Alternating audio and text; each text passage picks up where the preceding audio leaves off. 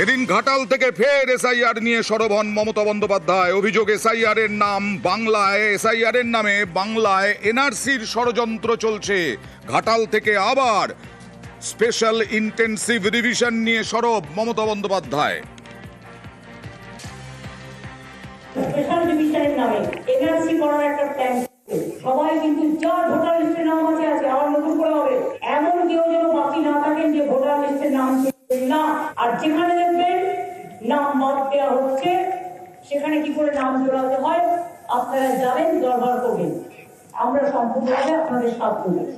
মানুষের নাম বাদ দিয়ে তাদের বাংলাদেশ পাঠিয়ে দেওয়া আর ইন্ডিয়ান লোকেদের বাংলাদেশি বলা, যাদের এপিক কার্ড কে করেছিল ইলেকশন কমিশন, তারা আজকে কেন হবে না? আধার কার্ড কে করেছিল ও government of India? Ration card হবে না, আধার কার্ড হবে না, এপিক কার্ড হবে না, তো কি হবে?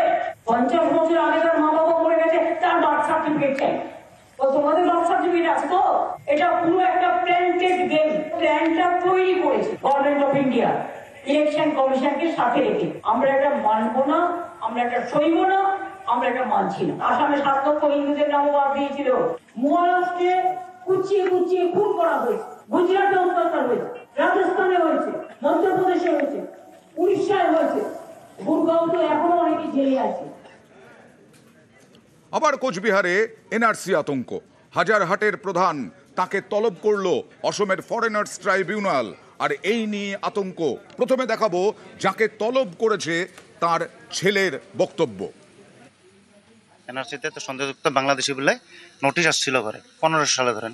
মার নামে আসছে, কিন্তু মার নামটা ভুল, দাদুর বাড়ির নামটা ঠিক আছে, আমাদের বাবার বাড়ির নামটা ঠিক আছে থাকার জন্য তারপরে আমরা লটারি কেস করলাম। লটারি কেস করার পরে এখান থেকে ডকুমেন্টস নিয়ে কোর্টে সাবমিট করছি। এখন কোর্টের থেকে এটা ভেরিফাই করার জন্য প্রধানের কাছে চিঠি দিয়েছে বাই পোস্ট। এর আগে ডকুমেন্টস নিয়েছে, জমির ডকুমেন্টস আছে, এদিকে এখানের আধার কার্ড, ভোটার কার্ড যার মামাদের ওগুলো আনিছি, দাদুর জমির ডকুমেন্টস, দাদুর আই কার্ড এগুলো নিয়ে গেছি। হ্যাঁ, সেটা তো অটোমেটিক আতঙ্ক কাজ করবেই। রাজেশের সঙ্গে কথা বলবো, আমাদের প্রতিনিধি রাজেশ। মিনতি রায়ের ছেলে তো বলছেন সবই ঠিক আছে, তাহলে কেন আবার তলব অসমের ফরেনার্স ট্রাইব্যুনালের? দেখো, মাথাভাঙা 2 ব্লকের ভাঙামোড় এলাকার বাসিন্দা ছিলেন মিনতি রায়। প্রায় 40 বছর আগে অসমে তার বিয়ে হয়। তবে 2015 সালে এনআরসি নোটিশ আসে মিনতি রায়ের নামে, এবং এরপরই কিন্তু মিনতি রায়ের পরিবারের সদস্যরা তার বাবার বাড়ি অর্থাৎ এই হাজরাহাট 2 ভাঙামোড় এলাকায় সেখান থেকে এসে নথি জমা করে। কিন্তু সেখানে কিন্তু একটি নামের বিভ্রাট দেখা দেয়। আচ্ছা। এবং পরবর্তীতে তারা আদালতের যায় এবং এই নাম বিভ্রাট নিয়ে তারা আইনিভাবে লড়াই করে। তবে যেটা পরবর্তীতে দেখা গিয়েছে যে এই ঘটনায় হাজরাহাট 2 গ্রাম পঞ্চায়েত থেকেও কিন্তু নথি নিয়েছিল মিনতি রায়ের পরিবার। এবং সেই সূত্রেই অসমের নলবাড়ি ফরেনার্স ট্রাইব্যুনাল কোর্ট কিন্তু এখন যে গ্রাম পঞ্চায়েত প্রধান তাকে যে নথি দেওয়া হয়েছিল সেই নথির রেকর্ড নিয়ে কিন্তু হাজির হওয়ার নির্দেশ দিয়েছে 21 দিনের মধ্যে। এই ঘটনাকে কেন্দ্র করে কিন্তু মাথাভাঙা যথেষ্ট চাঞ্চল্য ছড়িয়েছে। কি চাঞ্চল্য ছড়িয়েছে দেখাবো। আমার কাছে এখনো অফিসিয়ালি কোনো নোটিশ আসে নাই। যদি আসে আমার কাছে তাহলে আমি বিডিও সাহেবের কাছে পরামর্শ নিয়ে তারপরে ওখানে আমি যাব। এখন ডকুমেন্টস এখানকার একটাও নাই, সব ওই আসামের ডকুমেন্টস আছে। তো এখন আমি তো সঠিক বলতে পারবো না। আগে এইখানে বাবার বাড়ি ছিল, ওনার বিয়ে হচ্ছে আসামে।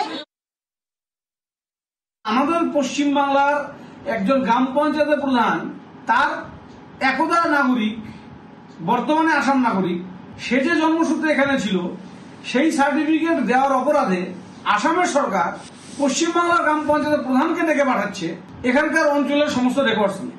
এটা উদ্ধত্ত এবং যুক্তরাষ্ট্রীয় পরিকাঠামো পরিপন্থী। তাই হেমন্ত বিশ্ব শর্মা সরকারকে আমরা তীব্র ধিক্কার জানাচ্ছি এবং আমাদের গ্রাম পঞ্চায়েতের প্রধান, আমাদের দলের, আমরা তাকে নির্দেশ দিয়েছি কোনো ডকুমেন্ট আমাদের পশ্চিমবাংলার গ্রাম পঞ্চায়েতের অফিস থেকে আসামে নিয়ে যাওয়া হবে না। তাতে আসাম সরকার কি ব্যবস্থা নেয় সেটাও আমরা দেখতে চাই। ফুলবাড়ি সীমান্ত দিয়ে অভিনব উপায়ে এই সীমান্তে এদেশে ঢোকার চেষ্টা, অনুপ্রবেশের চেষ্টা, একজনকে গ্রেফতার করা হলো, বাংলাদেশি গ্রেফতার একজন। কথা বলবো প্রতিনিধি পার্থর সঙ্গে। পার্থ, অভিনব উপায় বলতে কি উপায়ে অনুপ্রবেশের চেষ্টা? দেখো, প্রতিদিনই কিন্তু যে ফুলবাড়ির সীমান্ত দিয়ে ওপার বাংলায় বেশ কিছু পণ্য সামগ্রী কিন্তু যায়। একদিকে যেমন নেপালের সামগ্রী যায়, তেমনি কিন্তু ভুটানের সামগ্রী যায়। সেই ভুটানের সামগ্রী যখন ওপারে নামিয়ে যখন ভুটানের ট্রাকটি ফিরছিল ভারতীয় ভূখণ্ডে, সেই সময় সীমান্তে ফুলবাড়ি সীমান্ত বাংলাদেশ সীমান্ত সেখানে তল্লাশিতে গ্রেফতার করা হয়েছে বাংলাদেশি যুবককে, যার বাড়ি রংপুরে। সেই কিন্তু সেই যে পণ্যবাহী ট্রাক রয়েছে ভুটানের, সেই ট্রাকের তলায় লুকিয়ে ওপার বাংলা থেকে এপার বাংলায় পারাপারের চেষ্টা করে। তখনই কিন্তু বিএসএফ তাকে গ্রেফতার করে এবং সেই ভুটানের লরির চালক এবং লরিটাকে কিন্তু আটক করা হয়েছে। কেন এসেছিল, কি জন্য এসেছিল, এইসব বিষয়ে তারা এখনো জেরা চালাচ্ছে বিএসএফ কর্তারা। পরবর্তীতে তাকে এনজিপি থানা হাতে তুলে দেওয়া হবে।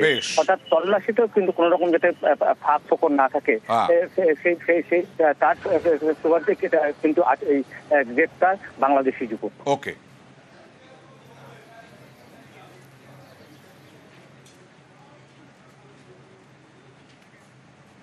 আর আজকে কোচবিহারের এসপি অফিস অভিযান ছিল শুভেন্দু অধিকারী, তারপরেই তার কনভয়ে হামলা এবং সেই হামলায় শুভেন্দুর গাড়ির কাচ ভাঙা হয়। এমনকি শুভেন্দু হুঁশিয়ারি দেন উদয়ন গুহকে, উদয়ন গুহ পাল্টা আক্রমণ শুভেন্দুকে।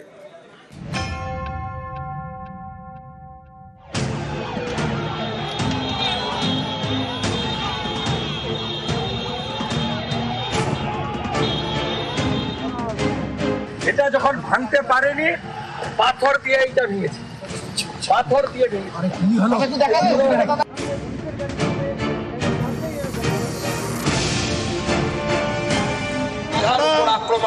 বাংলাকে অপমান করবে, যারা বাংলা ভাষীদের আক্রমণ করবে, সবচাইতে বড় কথা যারা বাংলা ভাষাকে আক্রমণ করবে তাদের কোনো নিস্তার নেই। তাদেরকে কালো পতাকা দেখানো হবে, তাদের বিরুদ্ধে বিক্ষোভ দেখানো হবে, তারা যেখানে যাবে সেখানেই আমাদের প্রতিবাদ হবে। মেরে ফেলার জন্য আক্রমণ হয়েছে, অ্যারেস্ট তো উদয়ন গুহকে আগে করতে হবে। বিরোধী দলনেতার কনভয়ে হামলা, ধুন্ধুমার কাণ্ড কোচবিহারে।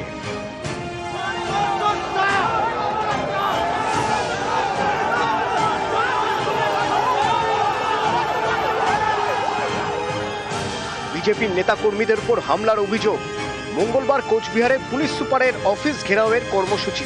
এই কর্মসূচিতে যোগ দিতে যাচ্ছিলেন শুভেন্দু অধিকারী। বিরোধী দলনেতার কনভয় খাগড়াবাড়ি পৌঁছতেই পরিস্থিতি উত্তপ্ত হয়ে ওঠে।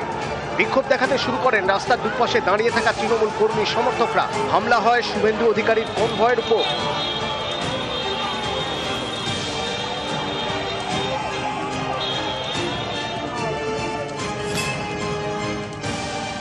যারা বাংলাকে অপমান করবে, যারা বাংলা ভাষীদের আক্রমণ করবে, সবচাইতে বড় কথা যারা বাংলা ভাষাকে আক্রমণ করবে তাদের কোনো নিস্তার নেই। তাদেরকে কালো পতাকা দেখানো হবে, তাদের বিরুদ্ধে বিক্ষোভ দেখানো হবে, তারা যেখানে যাবে সেখানেই আমাদের প্রতিবাদ হবে। বিশেষ করে এই কুচবিহারের মাটিতে, কুচবিহারের বেশিরভাগ মানুষ অত্যাচারিত হচ্ছে বিভিন্ন রাজ্যে, বিজেপি শাসিত রাজ্যে। কাজেই কুচবিহারের প্রত্যেকটা মাটিতে, প্রত্যেকটা এলাকায় বিজেপির বিরুদ্ধে আমাদের বিক্ষোভ হবে এবং কুচবিহারকে আমরা বিজেপি মুক্ত জেলা করব। মেরে ফেলার জন্য আক্রমণ হয়েছে, অ্যারেস্ট তো উদয়ন গুহকে আগে করতে হবে। কালকে এই খবর আমি পেয়ে governor, DGP, chief secretary, home secretary সবকে আমি দিয়ে এসেছি। পুলিশ বিরোধী দলনেতাকে খুন করতে চেয়েছিল। প্রত্যক্ষ খুনি যদি উদয়ন গুহ হয়, পরোক্ষ খুনি হচ্ছে ধৃতিমান ভট্টাচার্য। এই খুনির সঙ্গে কোর্টেই দেখা হবে। কয়েক বছর আগেও কোচবিহারে ছিল পদ্মের শক্ত জমি। ছবিটা পাল্টে যায় 2024-এর লোকসভা নির্বাচনে। কোচবিহার আসনটি বিজেপির থেকে ছিনিয়ে নেয় তৃণমূল। তারপর একের পর এক ধাক্কা। সিতাই বিধানসভা কেন্দ্রে উপনির্বাচনে বিজেপির হার, একের পর এক গ্রাম পঞ্চায়েত হাতছাড়া। কোচবিহারের হারানো জমি ফিরে পেতে মরিয়া শুভেন্দু অধিকারীরা। এরই মাঝে সম্প্রতি কোচবিহারের একাধিক বাসিন্দাকে এনআরসি নোটিশ ধরিয়েছে বিজেপি শাসিত অসম সরকার। এতে রাজনীতির পারদ আরও চড়েছে। এই পরিস্থিতিতে শুভেন্দুর কর্মসূচি ঘিরে কোচবিহারে তুল কালাম।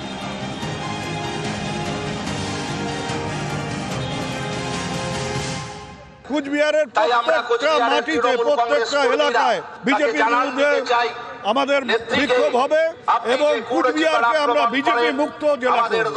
আজকে যা করেছেন আপনারা, এর ফল আগামী বিধানসভা ভোটে আপনাদের বুঝতে হবে। গতবারে 54-র মধ্যে 31 বিজেপি পেয়েছিল। খাতা খুলতে আপনারা পারবেন না নর্থ বেঙ্গলে। আমি পরিষ্কার বলে দিই। নিউজ 18 বাংলা।